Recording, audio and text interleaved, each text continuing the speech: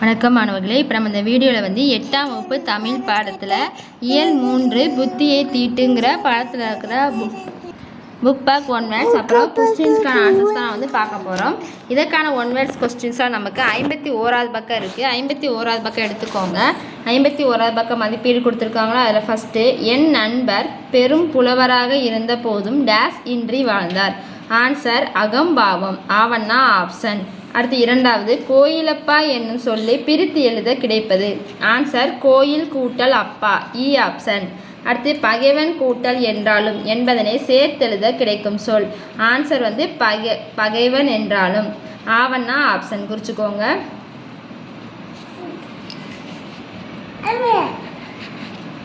அடுத்து பாருங்க, நயமறிக கொடுத்துருக்காங்க. புத்தியை தீட்டு பாடலில் இடம்பெற்றுள்ள எதுகை மோனை ஏபு சொற்களை எடுத்து எழுதுக. இதற்கான ஆன்சர் நமக்கு 50வது பக்கம் இருக்குது பாருங்க. எதுகை மோனை ஏபு சொல்லி கொடுத்துருக்காங்களா, அதை அப்படியே எடுத்து அங்கே எழுதிக்கோங்க, அதுதான் ஆன்சர். அடுத்து குருவினா ஃபஸ்ட்டு, யாருடைய உள்ளம் மாணிக்க கோயில் போன்றது. இதற்கான ஆன்சர் நமக்கு 50வது பக்கம் இருக்குது. 50வது பக்கம் பாருங்கள், லாஸ்ட்லேருந்து 2வது பேரா இருக்குது பாருங்கள். மேலேருந்து 3வது பேராவில் மன்னிக்க தெரிந்த மனிதனின் உள்ளம் மாணிக்க கோயில், கோயில் அப்பான் இருக்க, அந்த கோயில் அப்பாவை கோயில் மட்டும் எழுதிக்கோங்க. கோயில் போன்றது, மன்னிக்க தெரிந்த மனிதனின் உள்ளம் மாணிக்க கோயில் போன்றது. இதான் முதல் கொஸ்டினுக்கான ஆன்சர். அடுத்து 2வது கொஸ்டின், பகைவர்களிடம் நாம் நடந்து கொள்ள வேண்டிய முறை யாது. இதற்கான ஆன்சர் எப்படி எழுதணும்னா, பகைவர்களிடம் நாம் அன்புடன் நடந்து கொள்ள வேண்டும். பகைவர்களிடம் நாம் அன்புடன் நடந்து கொள்ள வேண்டும்.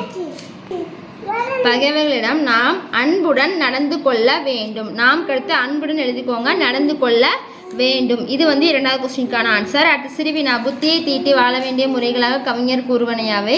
அடுத்து சிந்தனை வினா, உங்கள் மீது பிற வெறுப்பை காட்டினால் அவர்களை எவ்வாறு எதிர்கொள்வீர்கள். இதற்கான 2 ஆன்சரை நான் காமிக்க, அதை அப்படியே பார்த்து உங்கள் நோட்டில் இருந்து எழுதி வச்சுக்கோங்க. ஃபஸ்ட்டு பாருங்கள், என்ன கொஸ்டின்னா, புத்தியை தீட்டி வாழ வேண்டிய முறைகளாக கவிஞர் கூறுவனையாவை. இந்த இருக்கு பாருங்கள், இந்த ஆன்சரை பார்த்து எழுதிக்கோங்க, வீடியோவை பாஸ் பண்ணி எழுதிக்கோங்க. அடுத்து வந்து சிந்தனை வினா, உங்கள் மீது பிற வெறுப்பு காட்டினால் அவர்களை எவ்வாறு எதிர்கொள்வீர்கள்.